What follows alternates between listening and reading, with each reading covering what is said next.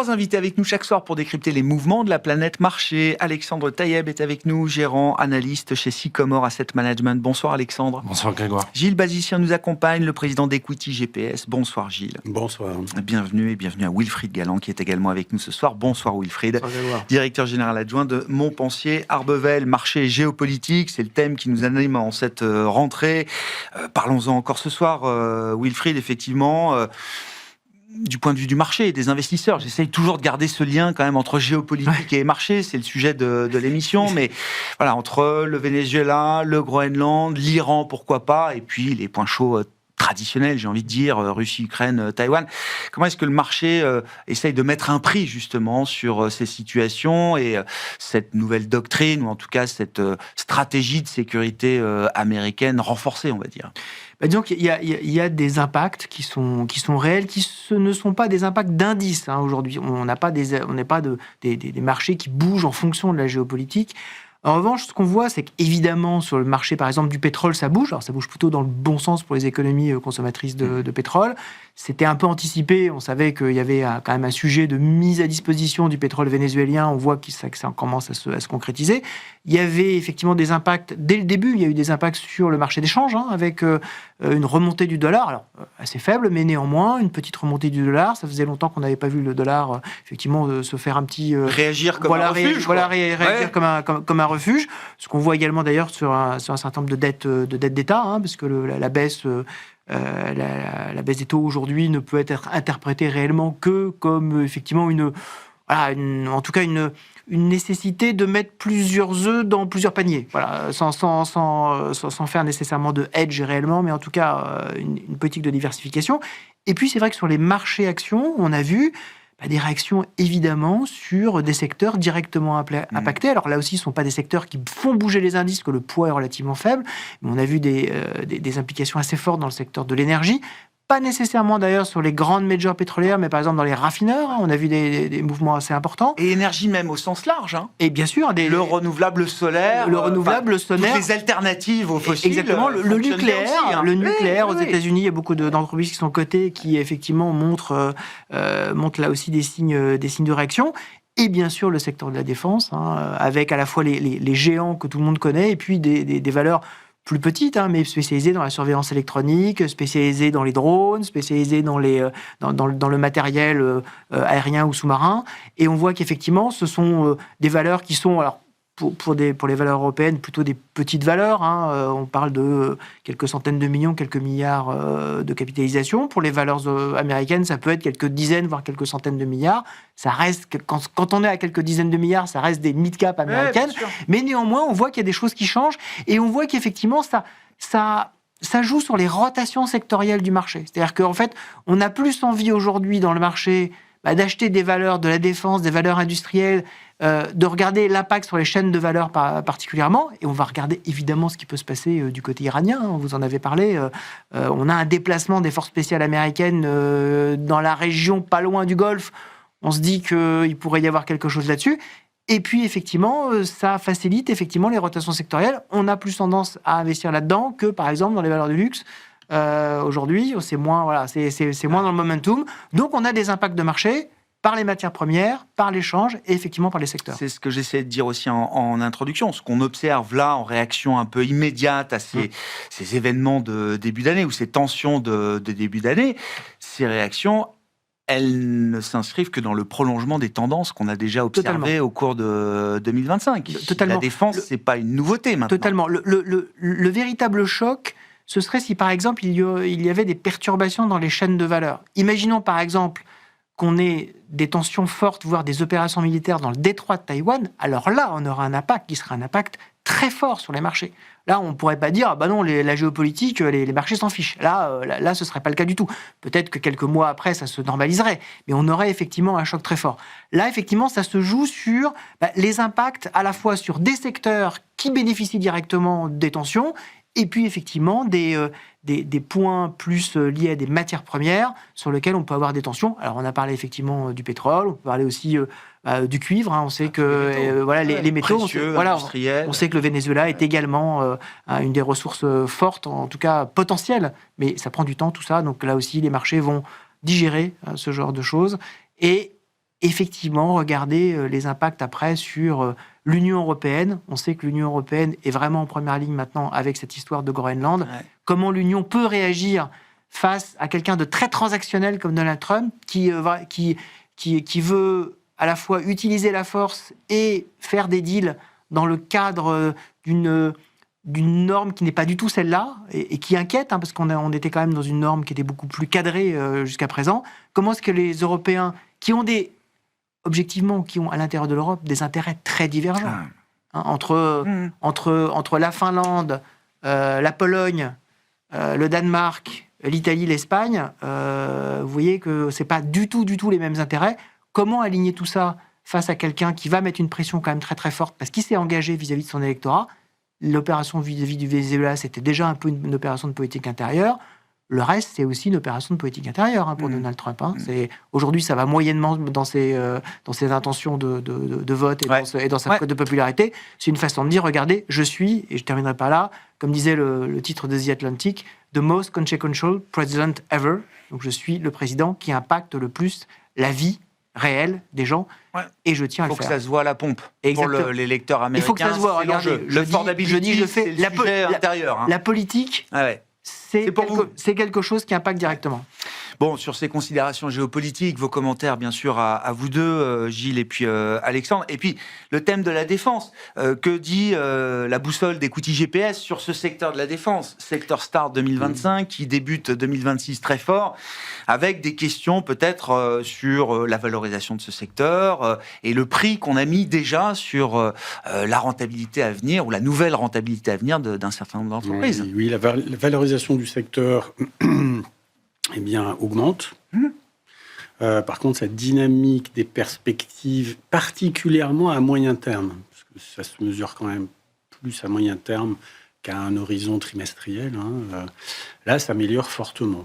Donc, en fait, en toute objectivité, notre rating global ne s'améliore pas, mais il ne se détériore pas malgré l'envolée des prix. Voilà. C'est comme ça que nous, on le résume. Et c'est un rating qui mérite d'être encore acheteur de ce secteur. Je ne veux pas parler de thématique, parce que là, c'est un secteur. Justement, alors là, ça dépend de l'objectif du client final, et pas tellement de ma propre grille d'analyse. Et l'objectif du client final... je vais vous le résumer, Gilles, faire de la perf. Non, mais justement. Alors, c'est très intéressant. Mais, alors, pas que, parce qu'on se rend compte que vous avez des clients qui sont partout sur les frontières efficientes, si on veut parler savant. C'est-à-dire qu'avec des profils de risque d'une part et de rentabilité d'autre part, qui diffèrent. Donc ça, c'est le premier point. Le deuxième point, c'est que c'est quand il fait beau qu'on répare le toit, qu'on entretient le toit. Et donc, le risk management est quelque chose qui est extrêmement important pour toutes nos activités, et ce lien entre la performance et le risque. Et donc, ça demande de déterminer très proprement avec le client final ce qu'il souhaite en termes de mix risk-reward, ce sur quoi il souhaite insister le plus. Alors, ça peut être la performance, mais là, très souvent, c'est au détriment de la volatilité. Il faut souvent... accepter la volatilité qui va avec. Voilà, donc ça, il faut avoir affaire à des gens qui ne changent pas d'avis. J'entends. Tout au long du chemin. Donc pour ça, il faut bien le déterminer, que ce soit bien propre, et il faut retourner voir le client très très régulièrement, pour qu'il se rende bien compte que ce qui est fait est fait en fonction des objectifs qu'il vous a assignés, et bien vérifier que ces objectifs sont toujours bons. Parce ça, c'est client final, Gilles. Et oui. Et pour le secteur de la défense en particulier. Alors, non, mais c'est... Moi, je reviens comme ça, Gilles. Oui, mais alors... Donc, pour le secteur de la défense, qui n'est pas un très gros secteur, donc on peut trouver de la performance partout et de la sous-performance partout. Donc ça, c'est le premier point. Donc, on n'est pas obligé d'être dans le secteur d'être surpondéré dans le secteur de la défense pour avoir surperformé très sensiblement l'année dernière. Ok. C'était quand même mieux d'en avoir. Et des banques aussi, quoi. Ah non, mais... Sans banque et sans défense en Europe, c'était plus dur. Oui, enfin alors, après vous avez les métaux précieux. Oui, d'accord. Et après, on peut raisonner au-delà du quart sud-ouest du Morbihan et avoir une appréciation monde qui permet d'avoir une richesse beaucoup plus importante des valeurs considérées, et donc un effet plus naturellement de diversification d'une part, et puis aussi un effet de trouver, en élargissant sa focale, en trouvant des entreprises en bottom-up qui sont en GARP, qui sont très bien, qui sont raisonnablement pricées, avec de la croissance très bonne. Bon, et le message, c'est qu'il y a d'autres choses bien à faire, et que le secteur de la défense, qui alimente quand même qui attire beaucoup d'attention, forcément, ce qui est normal. Vous dites, on ne peut pas non plus tout mettre sur un secteur comme celui de la défense aujourd'hui. En gros, c'est pondération neutre, c'est cher, mais la dynamique des perspectives est en amélioration. Si elle ne l'était pas, il faudrait reconsidérer sa pondération sur la base de valorisation qui se sont envolés. Voilà. Oui. Très clair. Alexandre, la géopolitique et les marchés, je reviens aussi à ça. Oui. Pourquoi on a aussi peu d'impact, même si Wilfried a très bien énuméré les impacts qu'a eu cette intervention au Venezuela. La réponse, c'est juste si, aux yeux des marchés, la région concernée est relevant ou irrelevant. Si la prochaine étape, alors je ne sais pas laquelle ce sera, je n'ai pas de boule de cristal, mais si ça concerne l'Iran, l'impact devrait être aussi limité que pour le Venezuela, parce que on l'a vu au moment des échanges de missiles entre Israël et l'Iran, l'impact a été quasi neutre. En revanche, si on remonte un petit peu dans le temps, on regarde un événement comme DeepSeek, que je considère être de la géopolitique, on a un impact beaucoup plus fort et beaucoup plus négatif. Donc tant que ça ne concerne pas soit les niveaux de coûts pour les entreprises ou le niveau de profit, ou les deux, ça n'impacte pas le marché ou très très peu. Donc il y a effectivement l'impact sectoriel qui est intéressant. Bon, j'avoue que j'attendais quand même sur la défense un point de renforcement, parce que ça, vous parliez de la tendance qui s'est pas arrêtée. C'est un train qu'on n'arrive même plus à s'accrocher au wagon du train. Il y a eu un petit essoufflement au moment où on s'approchait de la paix Russie-Ukraine. Et j'attendais ce truc-là, surtout quand on a entendu qu'on était proche à 90%, pour dire, bon, ça va faire un bon gros -5, -10 sur le secteur. Et là, on y va parce qu'on sait que c'est une tendance structurelle. D'accord. Bon, c'est pas arrivé, dommage. Donc vous considérez... Non, mais c'est un point intéressant, parce que c'est un sujet de discussion, mais vous considérez pas qu'un apaisement du conflit, une mise en pause du conflit, un cessez-le-feu, une baisse d'intensité entre la Russie et l'Ukraine, vous considérez pas que c'est un moment où il faudra quitter le secteur de la défense? Non, pour deux raisons. La première, mais ça c'est très personnel, je ne fais pas spécialement confiance à la Russie pour respecter un traité de paix. Et deuxièmement, ça n'arrête pas les conflits par ailleurs. Donc non, je pense que le secteur de la défense est encore amené à se développer et qu'il va y avoir des commandes. Donc, on parlait du Groenland. Là, ça va être déterminant quand même pour le secteur de la défense européen, puisque là, il est directement concerné. Probablement un des meilleurs, si ce n'est le meilleur secteur, là, sur les 3-4 premières séances de 2026. C'est déjà plus 15, quoi. Voilà. Donc là, il va falloir voir. Donc, les traders misent plus sur une négociation d'abord, quelque chose de commercial. Effectivement, Trump n'exclut pas de répondre par la force.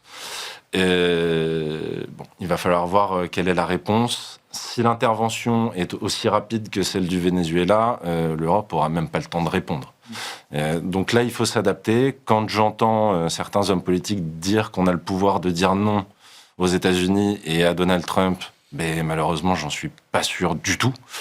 Donald Trump, les moyens de dire non, oui. Donald Trump, ce qu'il fait aujourd'hui, il reprend plus ou moins le playbook de 2003 avec George Bush et l'Irak.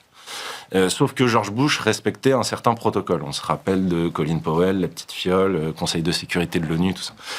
On l'a plus du tout. On l'a plus du tout. Il n'y a même pas de sous-couvert de défendre la démocratie. C'est pas du tout ça. Le fil rouge, c'est Venezuela, Colombie, Groenland. Je mets de côté l'Iran. Le fil rouge, c'est les métaux. On en a parlé, notamment les métaux industriels. Il y en a dans ces trois pays, notamment des terres rares au Groenland. C'est ce qu'il veut, et c'est un peu l'enfant qui veut un jouet et qui teste les limites. Pour l'instant, personne n'arrête. Ça, pour moi, c'est quand même un facteur d'inquiétude important pour les mois, les années à venir. Bon. défense, donc ça reste un thème de long terme. Oui. Tout le thème des métaux aussi, alors qu'on peut jouer de différentes manières, mais les minières, par exemple, côté, restent des véhicules qui permettent de s'exposer à cette thématique, j'imagine. Oui, si on évoque les enjeux 2026, là, ça fait partie des sujets sur lesquels il faut être exposé ou au moins attentif. Oui, c'est assez drôle parce que c'est un thème qui est évidemment de plus en plus représenté au fur et à mesure qui monte, mais qui était très peu représenté dans les indices. Une thématique que je défends depuis plusieurs années. Et ce qui est assez drôle, c'est le changement de discours ou l'ajout. Donc au départ, c'est la transition énergétique. Ouais. On aime bien ça chez Sycomore, donc on en a beaucoup parlé. Ouais. Puis ensuite, on a eu l'intelligence artificielle, la technologie des data centers. Et puis maintenant, on rajoute à ça, il y en a quand même besoin aussi pour les armes. Ouais. Donc ça recouvre un peu tout le spectre. Ouais. Oui, là aussi, tendance structurelle sur les minières. Je ne parle même pas de potentielle pénurie, ou du moins du décalage offre-demande sur des métaux comme le cuivre à horizon 2030. Je pense qu'on est assez sécure pour dire que c'est une thématique assez forte pour les prochaines années. Ouais. Globalement, la thématique souveraineté européenne, autonomie stratégique, là aussi, on en parle depuis le début de l'année. Enfin, on en parle depuis longtemps, mais d'autant plus dans un regain de tensions géopolitiques et de conflits potentiels ou de frictions potentielles avec l'ami américain, Wilfried, quand on est en Europe. C'est un vrai thème. C'est pas un effet de mode. Parce que beaucoup de fonds de stratégie se lancent sur ce sujet-là. Ma question étant de savoir, est-ce que c'est un effet de mode ? Et pourquoi pas ? Le marché vit aussi des effets de mode. Ou est-ce qu'on est sur quelque chose de plus profond et de plus structurel ? On est sur vraiment quelque chose de structurel sur toute la partie, ce que j'appelle le reshoring, c'est-à-dire la partie relocalisation des chaînes industrielles et des chaînes de valeur les plus critiques. Là, on est suffisamment confiant dans l'idée que les intérêts européens vont rester convergents pendant suffisamment longtemps pour que cette politique de réindustrialisation aboutisse à des résultats. J'irai un cran plus loin dans la granularité. Ouais. Je pense qu'on peut être confiant sur le fait que tous les intérêts nationaux vont converger. Après, effectivement, il va s'agir en Europe de les aligner, ces intérêts nationaux. Et on sait très bien que c'est pas du tout les mêmes entre le sud de l'Europe, le centre, l'Est, que ça commence à se fractionner quand même, ça commence à se fragiliser même d'une certaine manière. Et donc là, effectivement, il va falloir être attentif. Mais globalement, dans toutes les zones géographiques, on voit cette volonté de maîtriser au maximum des chaînes de valeur pour être capable de peser. Il ne s'agit pas, évidemment, d'être totalement autarcique, parce que ça, c'est impossible. Mmh. Mais en revanche, il s'agit d'être capable de peser à travers des éléments suffisamment stratégiques pour faire entendre sa voix. Mmh. Et c'est là aussi où l'Europe a eu beaucoup de retard au démarrage. Et qu'on se rend compte aujourd'hui que ce qu'on savait très bien, c'est-à-dire que les perturbations de chaînes de valeur critiques sur la partie métaux, sur la partie terres rares, nous impactait directement, ça n'est pas une surprise, on le sait depuis au minimum le Covid, voire avant. Mmh. Et en fait, ça n'est que maintenant qu'on se rend compte qu'il va falloir faire un gros effort là-dessus. Moi, la question ensuite que je pose, c'est lorsque les tensions géopolitiques s'affaissent légèrement, on a des moments, et heureusement, où effectivement on a une certaine respiration. Quels seront les arbitrages, en particulier des démocraties, qui sont sujettes à des volontés toujours plus fortes de dépenses sociales de la part de leur peuple. Mmh. C'est-à-dire que là, le fameux discours de 1953 d'Eisenhower, qui s'intitule Guns or Butter, montrait, on était au cœur de la guerre de Corée. Un goût du beurre. Voilà, et Eisenhower ne peut pas être considéré comme étant nécessairement une colombe, même s'il était plutôt en charge de la logistique au sein de la Seconde Guerre mondiale. Il montrait très clairement que, par exemple, un navire de guerre américain, c'était une dizaine d'hôpitaux. Et donc, il le disait dans son discours. C'est-à-dire, à un moment, il va falloir que vous choisissiez. Vous ne pouvez pas être prospère sans être défendu, mais si vous poussez trop loin la volonté d'être défendu, alors vous allez le payer fortement en termes de prospérité. Aujourd'hui, le balancier, il est complètement du côté justement de la souveraineté, de la défense, tout pour l'autonomie stratégique, de la capacité effectivement d'autonomie stratégique. Il est, à mon sens, certain que le débat, et on le voit en France, malheureusement dans des proportions qui sont probablement un peu décalées par rapport à ce qu'on devrait avoir. Mais le débat, il va revenir dans chaque pays. Et à chaque campagne électorale, le débat va revenir et de plus en plus fort. C'est là où le modèle chinois est un modèle que certains regardent avec les yeux de chimène, malheureusement, en disant c'est formidable parce qu'ils s'en fichent. Hein. C'est la démocratie sans l'incertitude du scrutin. Hein. On sait à chaque fois qui va gagner. Voilà. Mais là, effectivement, on va avoir effectivement ces sujets-là. Donc, de la volatilité dans ces secteurs-là, on va les avoir. Donc, il y aura des doutes en permanence. Il y aura des doutes. Et donc, au sein de, par exemple, du secteur industriel, on va avoir des rotations. Avec peut-être moins de chars, moins d'avions de combat, et peut-être plus de capacités de défense électronique et peut-être plus de drones, parce que ça peut servir à quelque chose d'autre. Ça peut servir aussi pour des drones de surveillance, pour l'agriculture, etc. Ça, effectivement, il va falloir être attentif à ça, parce qu'à l'intérieur de cette thématique sur laquelle je suis totalement d'accord... D'une valeur à l'autre, ça peut changer. On va avoir des sous-thématiques qui vont effectivement prendre le relais avec des écarts qui peuvent être très importants. Si on regarde les marchés européens là, pour 2026, qu'est-ce qui vous paraît intéressant chez Equity GPS, Gilles, en termes de secteur, de valeur, de thématique? Non, mais parlons de l'Europe, qui sort d'une très belle année 2025. Comment est-ce que le marché peut continuer de se développer en Europe au cours de 2026? Avec quelle force? C'est pas facile. C'est pas facile parce qu'on part de valorisations qui sont au global et en général. Et avant de rentrer dans le détail, soit sectoriel de niveau 1, soit sectoriel de niveau 3, soit individuel des valeurs. Hein, parce que nous, à la base, on regarde les valeurs et ensuite on réagrège, ce qui permet de voir des choses beaucoup plus finement que si on est seulement top-down exclusivement. Eh bien, c'est pas simple. Mais force est de constater que la dynamique des perspectives des entreprises est, en haut global, correcte, et que les marchés sont boules. Et ça se respecte. Mais par contre, quand on descend un petit peu plus bas, on voit des choses beaucoup plus intéressantes et plus marquées. Hein, avec parfois des valorisations très attractives et des dynamiques de perspective très sympathiques et des marchés boules sur certaines valeurs et à l'inverse sur d'autres. Et ça, on le voit tout le temps, en permanence, quel que soit, qu'on soit en 2008 ou au plus bas de 2020. Voilà. Donc, maintenant, si on reste agrégé à un niveau un peu macro, c'est-à-dire géographique ou sectoriel, la France continue d'avoir un très mauvais rating. Très mauvais. On est à 0 sur la France. La France continue de sous-performer dans sa globalité depuis assez longtemps. Et il ne vous avait pas échappé, pour relier avec ce qui a été dit avant, que on est dans une situation très compliquée d'un point de vue à la fois budgétaire, de maîtrise des grands équilibres, et pas seulement de la dette de l'État. Hein, il y a beaucoup d'autres équilibres qui sont aujourd'hui structurellement bafoués, et sur lesquels on s'est habitué à ce qu'ils le soient. Je vous rappelle qu'il y a... Et ça pèse sur nos marchés boursiers. Non, mais je veux dire, on explique en permanence que les marchés ne sont pas l'économie, ou ne sont pas que l'économie d'un pays, en tout cas, avec le code postal. Nous avons fabriqué une présentation que nous mettons à jour très, très régulièrement et qui montre que la performance relative des pays est très impactée par la dynamique des ratings souverains.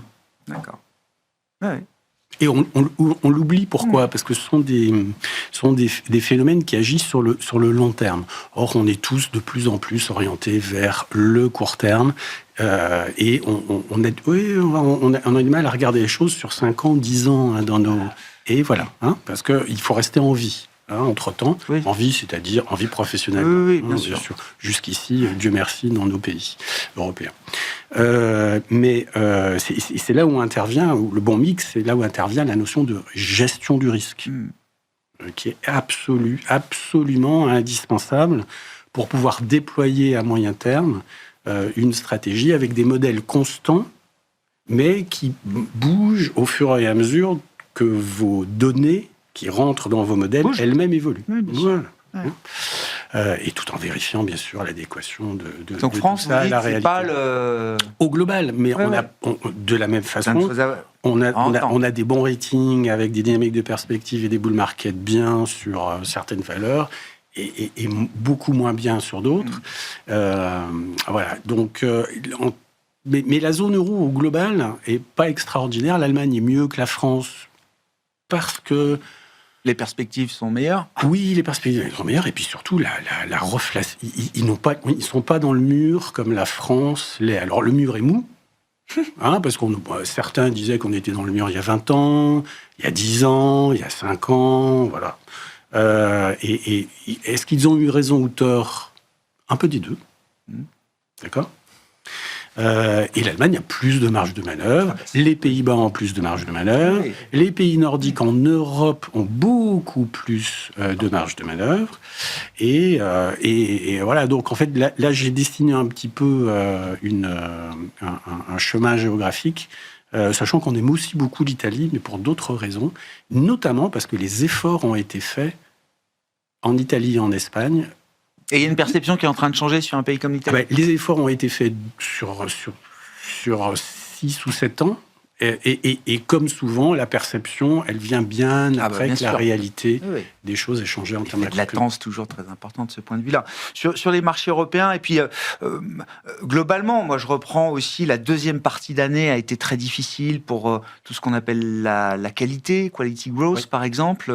Alexandre, alors chez nous, c'est le luxe, food and beverage, la santé aussi. Alors on peut rentrer aussi dans le détail, mais c'est vrai que ces valeurs qui ont été quand même des socles de performance pendant des années entières pour tous les gestionnaires d'actifs connaissent un niveau de sous-performance qui commence à impressionner d'une certaine manière. Oui, c'est vrai. Est-ce que le marché était excessif là, de ce point de vue-là? Est-ce que c'est une année où on peut imaginer un rattrapage de ce facteur-là? Alors ça dépend sur quel secteur. Effectivement, sur la santé, on aime bien parce qu'on trouve que les perspectives sont plutôt bien orientées. Tout le monde aime bien la santé. Et on aime bien. Je ne connais pas un gérant qui ne me dise pas qu'il n'aime pas la santé. C'est-à-dire qu'au départ, je pensais effectivement être contrariant avec ça, et je me rends compte de plus en plus que c'est le consensus.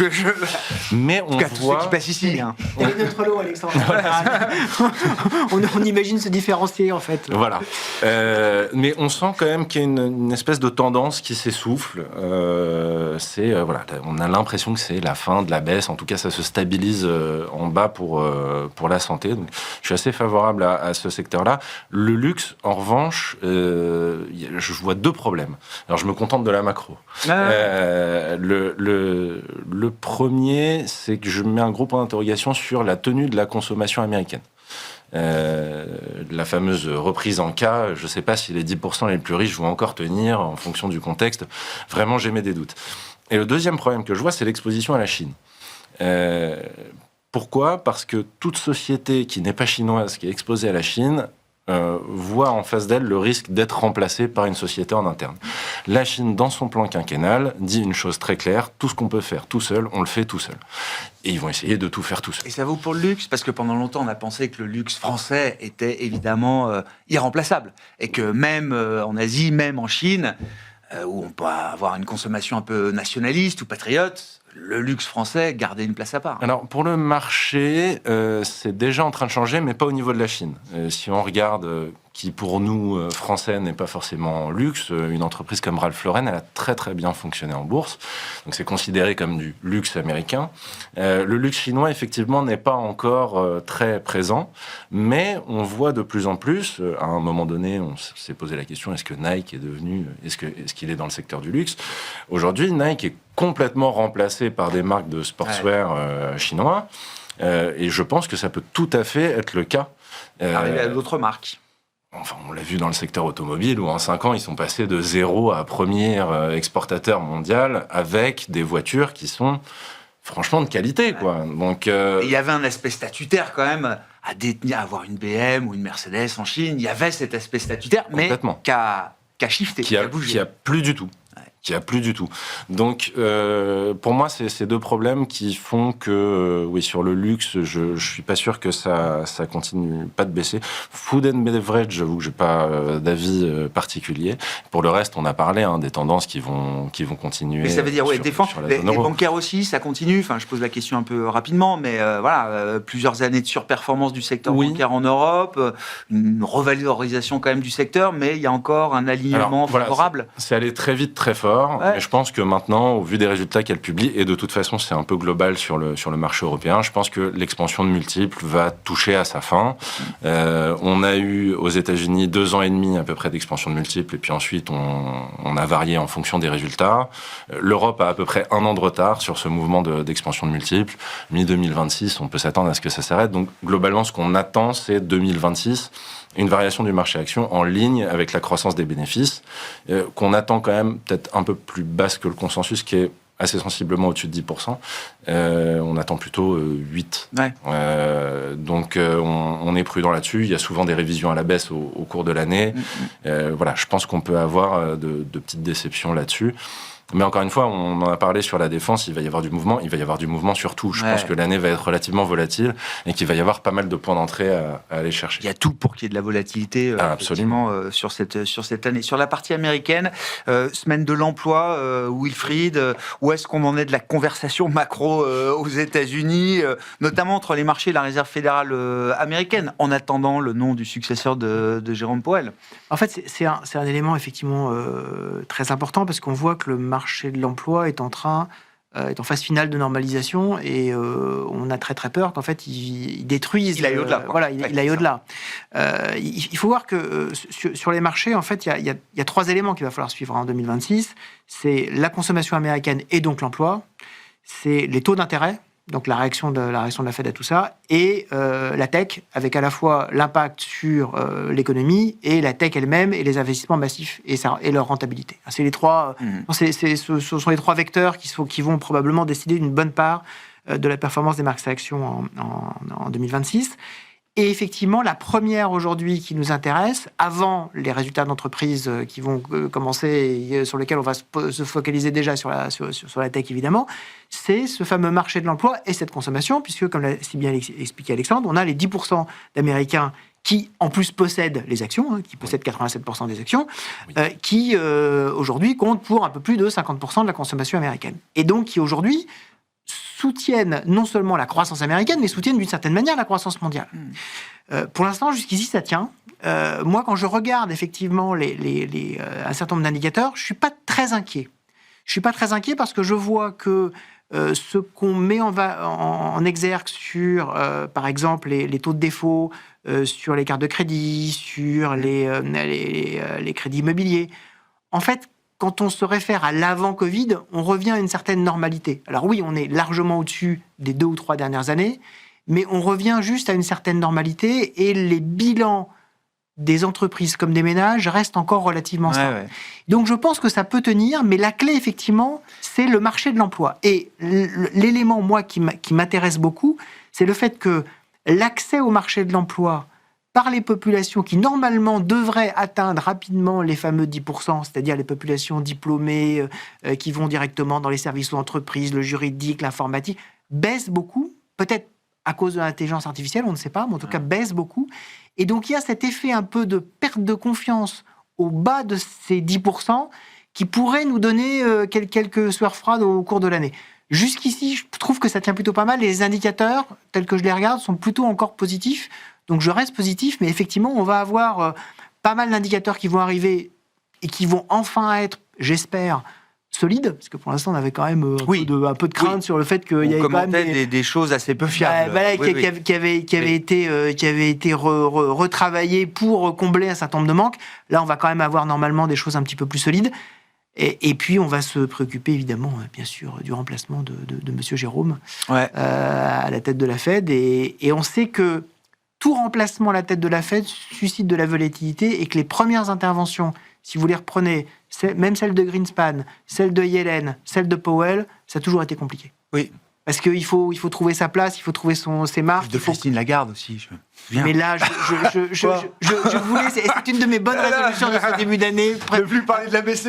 Non, mais avoir une politique peut-être de neutralité bienveillante, voilà, puisque je pense que tout le monde sait ce que je pense. Comme les autres, ni plus ni moins que les autres, c'est les premiers mots et les premières déclarations sont parfois. Et puis après, source de volatilité. Et puis après, on peut effectivement tirer le fil. Mais bon, oui, c'est un choix important. On en a beaucoup parlé. On va attendre d'avoir le nom maintenant. C'est un choix important, mais je pense, pour moi, l'information majeure, c'est quel que soit le choix, il y aura de la volatilité à ce moment-là, parce qu'il va falloir s'habituer de toute manière à un nouveau style, à une nouvelle façon de raisonner. Ouais. Un nouveau verbe. Exactement. Sur ce marché américain, qu'est-ce que vous dites, Gilles ?